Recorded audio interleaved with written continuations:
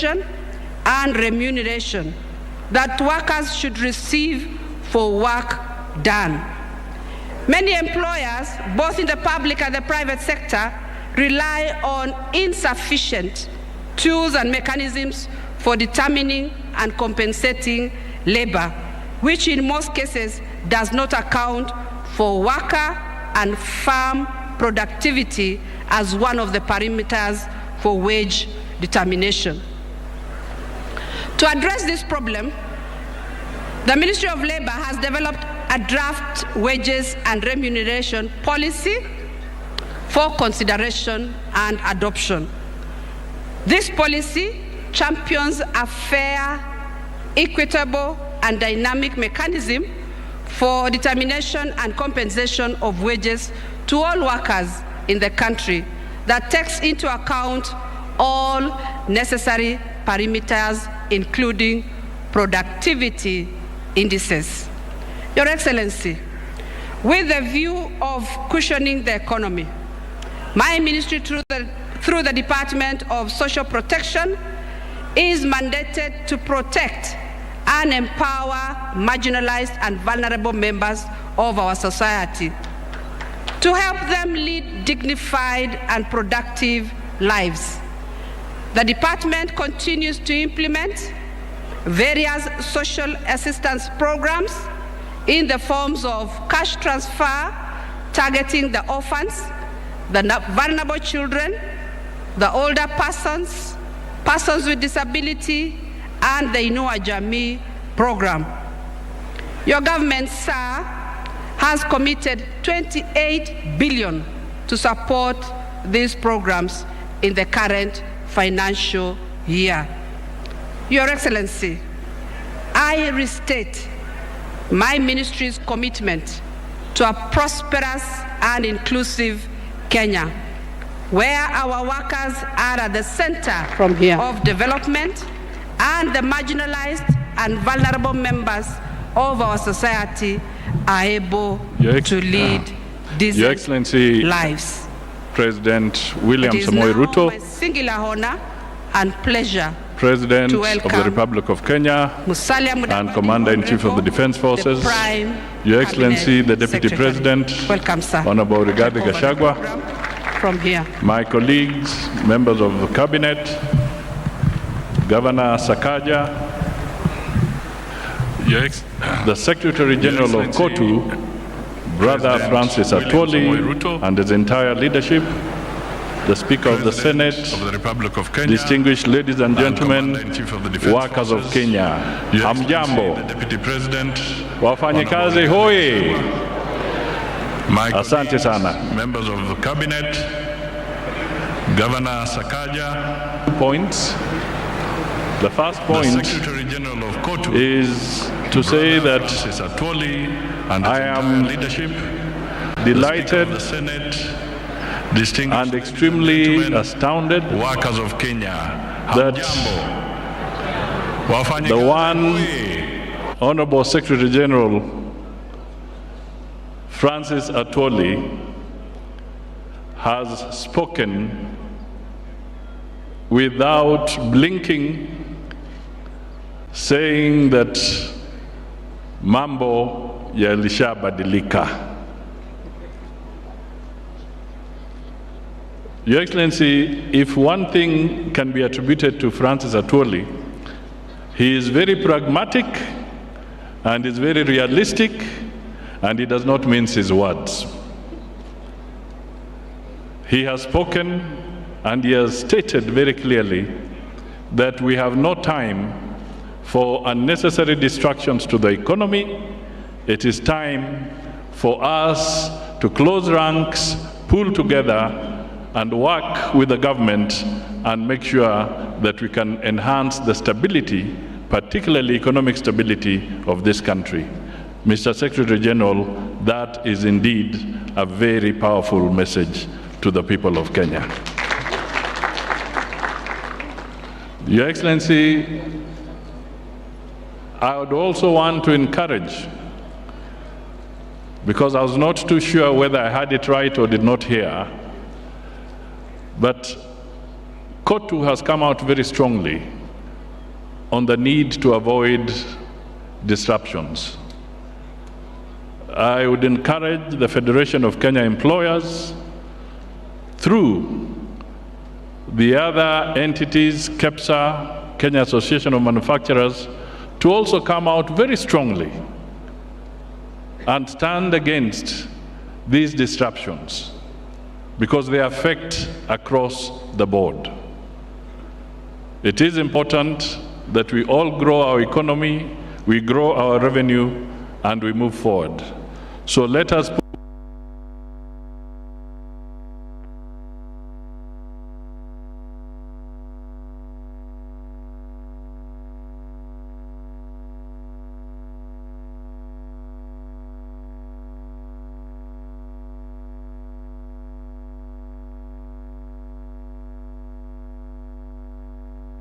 grow our revenue and we move forward.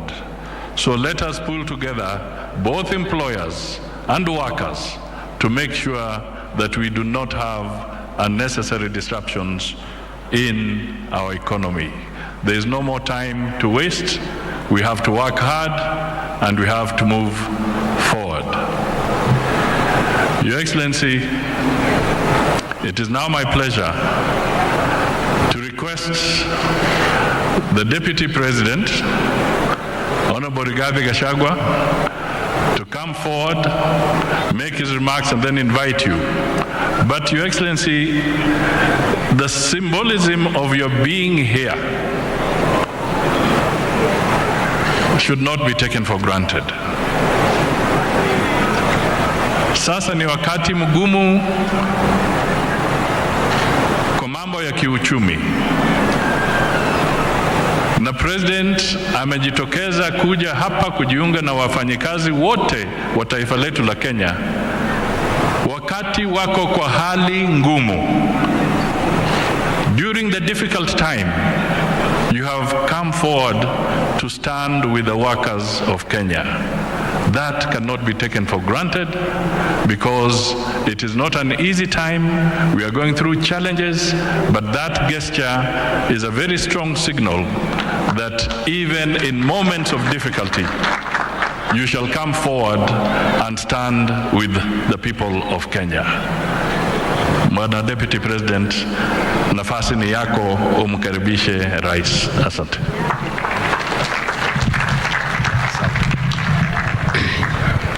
Kiongozi wetu Rais wa Jamhuri ya Kenya Daktari William Samoei Ruto, Waziri wetu mkuu Mheshimiwa Musalia Mudavadi, mawaziri wetu, Katibu mkuu wa KOTU ndugu Francis Atwoli, waheshimiwa wabunge, waheshimiwa wafanyikazi, hamjambo. Nimesema waheshimiwa wafanyikazi kwa sababu nyinyi pia ni waheshimiwa. Hata kama nyinyi mumeajiriwa, pia mnapatanga nafasi kila baada ya miaka 5 kuajiri wengine. Na huyu rais wetu William Ruto na mimi, ni nyinyi mumetuajiri, nyinyi ndio matajiri wetu, na kwa hivyo nyinyi ni waheshimiwa. Your Excellency, we thank you for getting time to come and have a conversation with the Kenyan workers who are the greatest pillar for our economic development. Your Excellency, you inherited the leadership of this country at a difficult time when the economy of this great nation was in a very difficult place. And Your Excellency, we want to thank you for the great efforts that you have put to restore the Kenyan economy, and we are glad that there are signs of recovery. Your Excellency, the workers here today and elsewhere in the country are greatly part of the hustler nation. And they have felt in a very big way the weight of the cost of living. Your Excellency, through prudent management and well thought out interventions, you have successfully brought down the cost of unga from an all-time high of 230 shillings to slightly above 150. Your Excellency, that and other interventions, it is true, it is in between 150, 170, depending on where you buy. Na tutaendelea naye. Your Excellency, as we proceed, we want to urge you to continue putting into place pragmatic interventions, and we thank God for the rains and through the interventions you have made of subsidizing the cost of production through availing fertilizer at reasonable prices. With these rains, we have no doubt before the end of the year, the prices of food commodities will go down.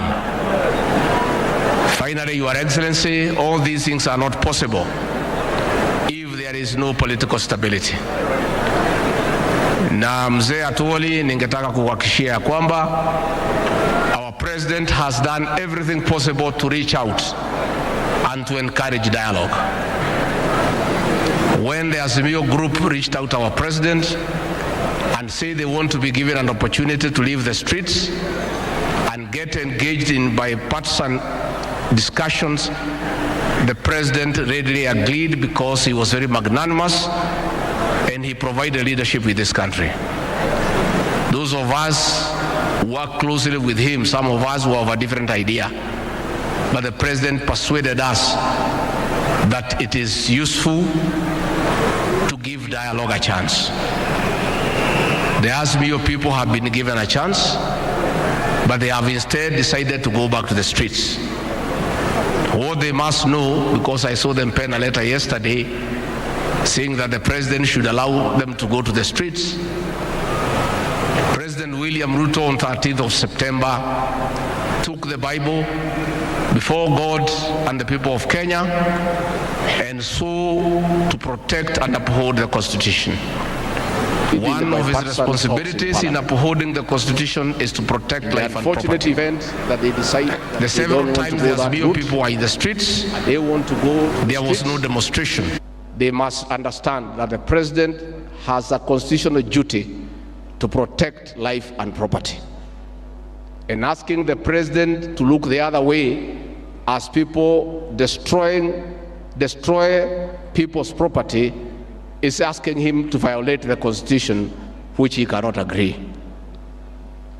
Na ndivyo tunauliza hawa kesho waende wafanye vile wanataka, lakini tungeuliza huyu mzee kwa heshima awache kusumbua hawa mahasala ya Eastlands na Southlands. Hawa mahasala wajui pahali sava iko, kwa hivyo hakuna haja kwenda kuangaisha hao na kuharibu mali yao na kuwazuia kwenda kazini. Kama wako na shida na William RUTO president wetu, si wanajua pahali yako pale State House, waelekee hapo, watafute grupu ingine ielekee kwangu, grupu ingine ielekee kwa Aden Ndwale pale DOD, si ingine naweza elekea kwa Kidiki pale Harambee House. Iko haja gani ya kusumbua na nchi mahasla? Wanatafuta riziki yao, wanatafuta unga, wanatafuta vile watasomesha watoto wao. And Bwana Francis Atuoli, those people are not sincere, because if they were sincere, they would have demonstrated then when unga was at 230, and they didn't. That is when they would have done it. So they are not sincere. And if the issues they are raising are with President William RUTO, they should go to State House and face him there, instead of going kuangaisha watu ya kawaida mahasala ya Kenya. And finally, Bwana Atuoli, I want to congratulate you for your leadership and pragmatism. This celebration, Your Excellency, is one of a difference. The labor celebration last year, there was not any discussion about workers. The whole ceremony from the beginning to the end was discussing William Samoei Ruto. But today it is one of a difference. We are discussing the issues of the Kenyan workers. And that is why we want to say, Bwana Atoli, you have shown pragmatism and leadership. Wewe, you had another president in mind. Ulikuwa unasema huyu hawezi. Hata ulikuwa umesema akishindwa atafute miti ya kujinyonga. But siku ameshinda, you have done the right thing. You have shown you are a Democrat and you have respected the will of the people.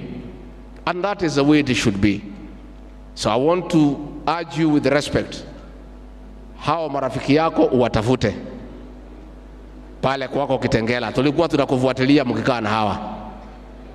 Uandalie chakula na ile vitu mlikuwa mnakunywa na hawa na ile muziki ya Lingala. Mkishamaliza uwaambie maneno ya kwamba uchaguzi uliisha na rais wa Kenya ni William Samoei, na hiyo ndio ukweli. They should stop living in denial. Hata wakivaa sufuria kwa kichwa, rais wa Kenya ni William Samoei Ruto.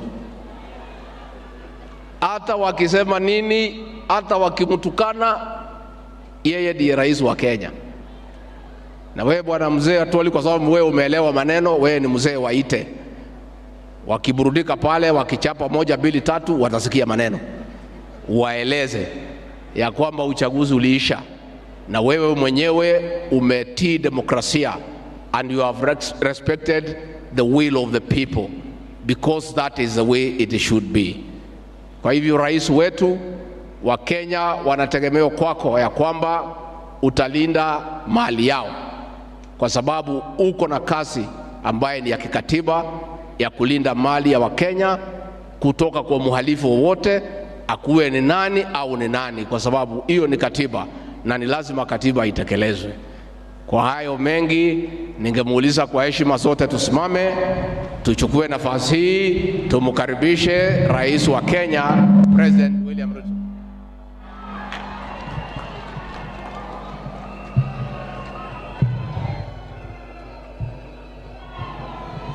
Wafanyikazi wa Kenya hoye! Bwana Yesu asifiwe. Tafadhali tuketi chini. Asanteni sana.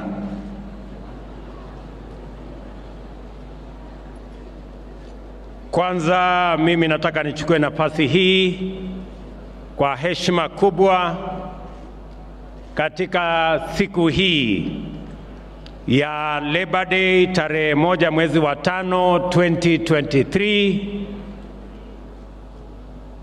kuwashukuru wafanyikazi wote wa Kenya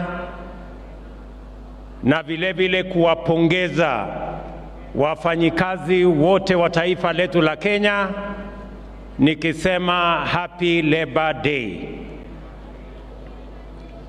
Nichukue nafasi hii kuwashukuru ninyi na Wakenya wote kwamba mwaka uliopita tarehe 9 mwezi wa 8 sote tulienda kwa uchaguzi, tukachaguana kwa njia ya amani, tukamaliza ukabila na tukaweka taifa letu katika ramani mpya ya kwamba Wakenya wanaweza kutimiza haki yao ya kikatiba ya uchaguzi kwa njia ya ungwana na kwa njia ya amani. Mimi nataka niwashukuru wafanyikazi wa Kenya wote kwa sababu ya kushiriki katika uchaguzi huo kwa njia iliyofaa. Pongezi na asanteni sana. Nataka vile vile kwa njia ya kipekee na kwa heshima kubwa ni washukuru wa Kenya, wengi wao wafanyikazi walionipatia nafasi kwa kura zenu na kwa maombi yenu niwe kiongozi wa taifa letu la Kenya wa 5. Nataka niwaambie asanteni sana.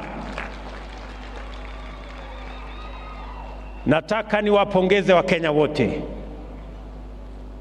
najua Secretary General wetu wa KOTU amesema hapa ya kwamba wengi wa wale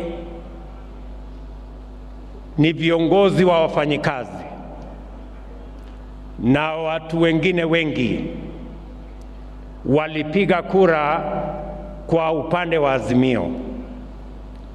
Mimi nataka niwaambie viongozi hawa na Wakenya wote, sote tulioenda kwenye uchaguzi, ya kwamba kila Mkenya ambaye aliamka asubuhi na mapema na akaenda akapiga kura kutekeleza wajibu wake wa kikatiba wa kuchagua viongozi, mbali na kuchagua wa mrengo hii ama mrengo mwingine, mimi nawaambia Wakenya wote walioenda kwa uchaguzi, pongezi zangu nyingi sana. Every citizen of the Republic of Kenya that woke up early to exercise their right to choose leaders for our country deserves celebration and congratulations. Irrespective of which way you voted, you exercised your right. Hakuna Mkenya alifanya makosa kupiga kura upande wowote. Ni haki yetu ya kikatiba kuhakikisha kwamba tunachagua viongozi wetu. Wale wa Kenya ambao hawakuenda kupiga kura, hawa ndio wanahitaji tuwazungumzie, kwa sababu wale ndio wenye makosa.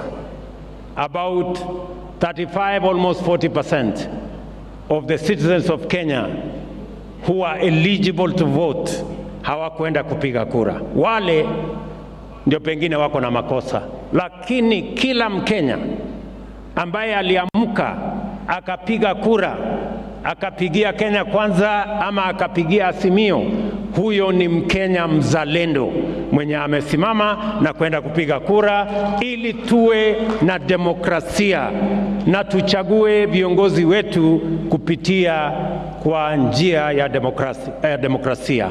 We are a democratic nation, and no citizen should be judged for voting whichever way they voted.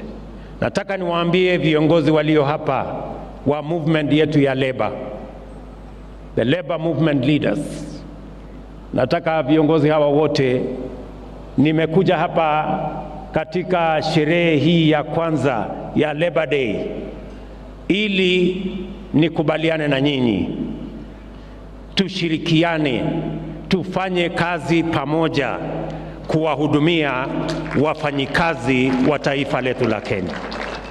Na nimekuja mapema kwa sababu nimeambiwa mapema ndio best.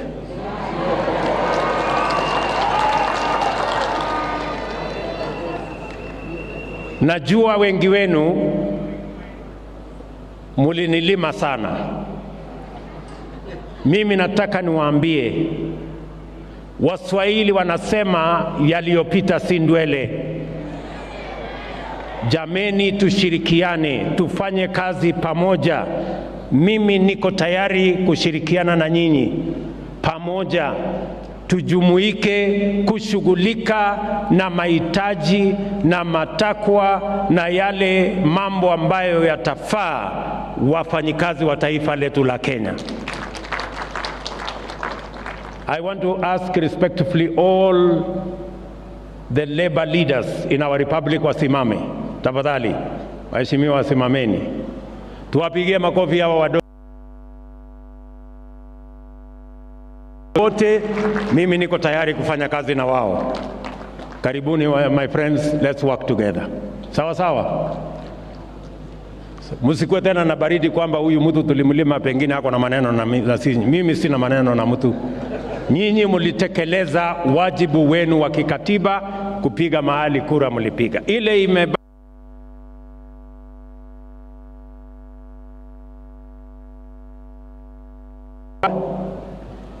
Pia hawa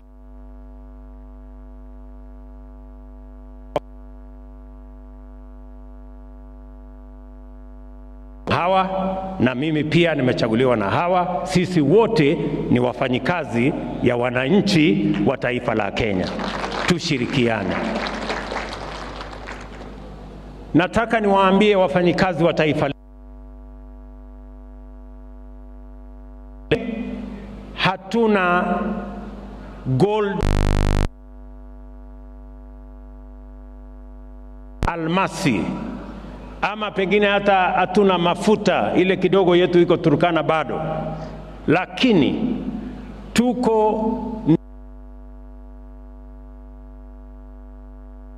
Republic of Kenya that defines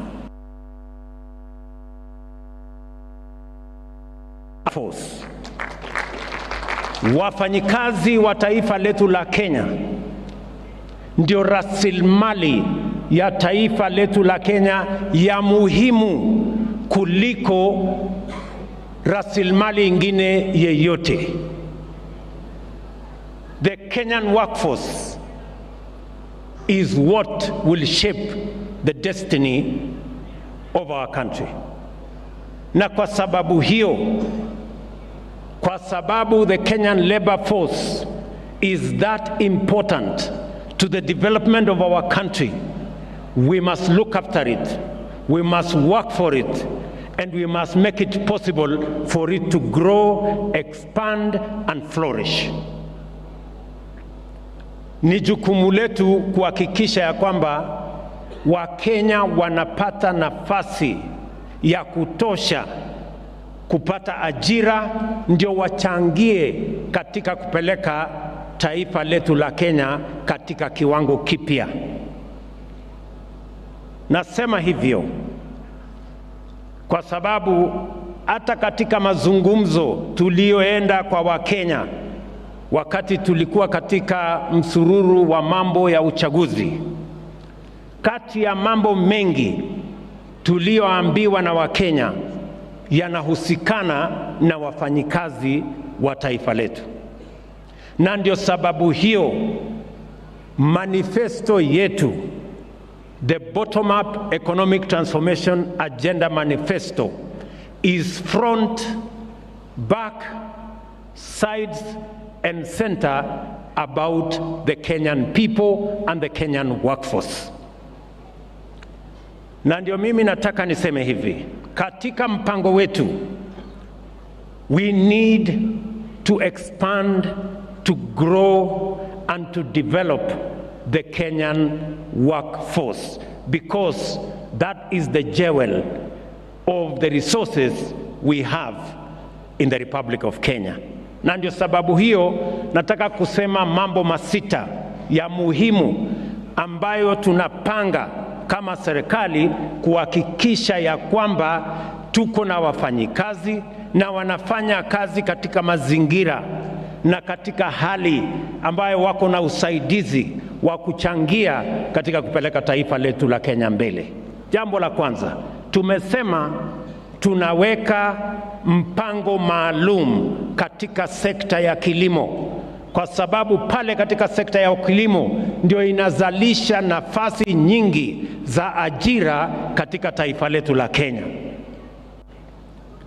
Ndio sababu tumeweka pesa bilioni 3 kukamilisha masoko katika kila constituency katika taifa letu la Kenya, ili kila mkulima tumsaidie aweze kufikisha mazao yake sokoni, mahali akutana na wanunuzi, na tuondoe changamoto ya mabrokers na makartels ambao wanaharibu jasho ya mkulima kwa kununua bidhaa zake katika bei duni na kusababisha mkulima jasho yake ipotee. The reason why we are going to expand markets in all our constituencies, we have agreed with county governments on agricultural, aggregation and industrial parks in every county where we are going to spend as national government.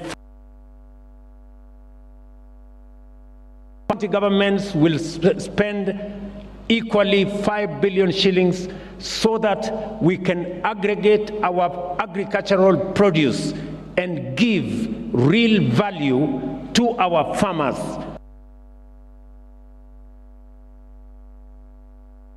So that the Kenyan worker in the farm can earn a decent wage and a decent living. Vile vile tuko na export promotion program. Tuko na EPZ ya Athi River. Tuko na EPZ katika sehemu mbalimbali. Tunaweka EPZ Dongokundu. Tuko na EPZ mpya Naivasha. Tunaanzisha special economic zones zingine 5 katika taifa letu la Kenya, katika nia na mpango yetu ya kuzalisha ajira 200,000 kila mwaka kupitia our special economic zones and our export economic zones, kwa sababu tunataka kuhakikisha kwamba wale wafanyikazi wanafanya kazi katika our export zones and our special economic zones wanaongezeka, na pia tuongeze sehemu yetu ya export ya bidhaa